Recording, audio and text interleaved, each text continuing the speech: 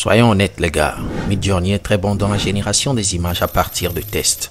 Mais si vous êtes débutant ou vous vous retrouvez tout nouvellement dans le monde des artificielles intelligences, Midjourney n'est sans doute pas la solution vu qu'il y a des abonnements derrière à faire pour utiliser tout son potentiel. Pour cette raison, j'ai testé énormément d'IA pouvant générer des images à partir de tests comme le fait Midjourney. Et dans cette vidéo, je vous propose la meilleure alternative à Midjourney. Laissez-moi vous présenter Tensor Art.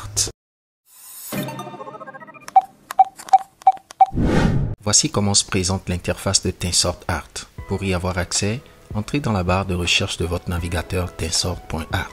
Une fois sur l'interface, scrollez vers le bas pour découvrir les différents modèles proposés par l'IA. Vous en trouverez énormément, partant de modèles de personnes simples jusqu'à des modèles d'Avengers.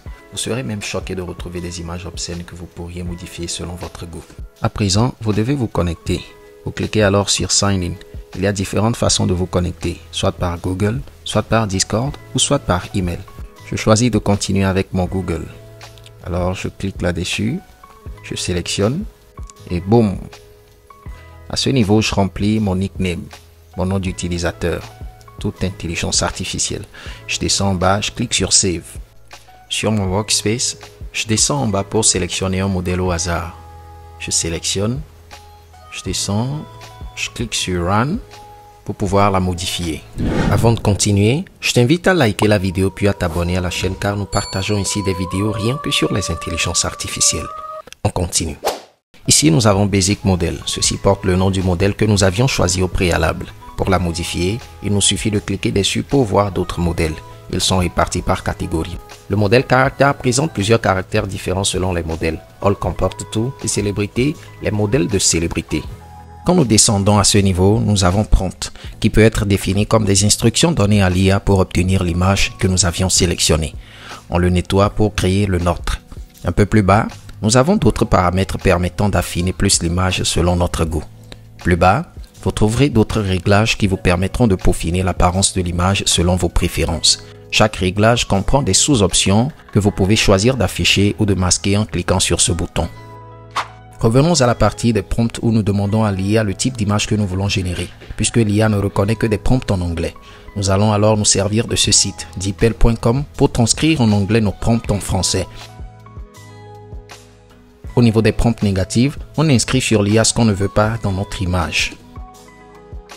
Une fois que c'est fait, on vérifie pour voir si on veut toucher aux autres paramètres. Bon, moi je laisse comme ça. Il faut rappeler qu'à ce jour, Tensor Art est gratuit en offrant 100 crédits renouvelables par jour. Pour cette image que nous voulons générer par exemple, il nous soustrait 2 crédits des 100 qui sera réinitialisé le lendemain. Une fois que c'est bon, on clique sur Generate. J'attends alors quelques secondes pour laisser l'IA opérer sa magie afin de me générer l'image.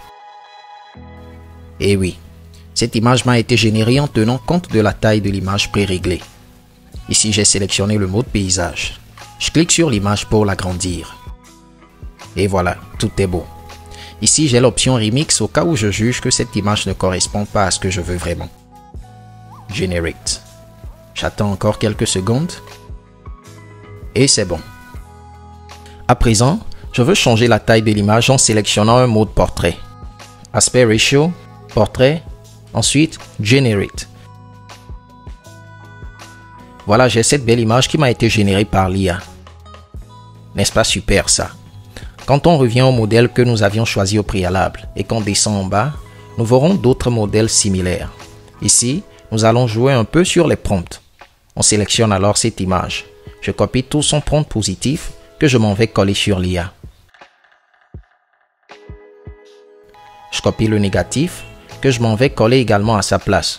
Ensuite, Generate.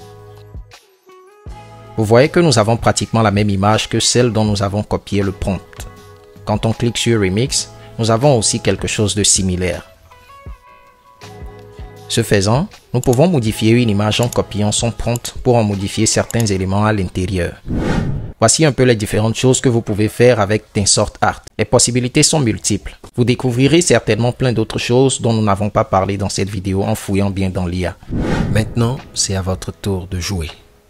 Nous voici à la fin de la vidéo. Si vous l'avez aimé, c'est l'occasion de la liker si ce n'est pas encore fait, sans oublier de vous abonner à la chaîne car nous partageons ici des contenus de valeur sur les intelligences artificielles. Sur ce, on se dit à la prochaine pour une nouvelle vidéo. Ciao.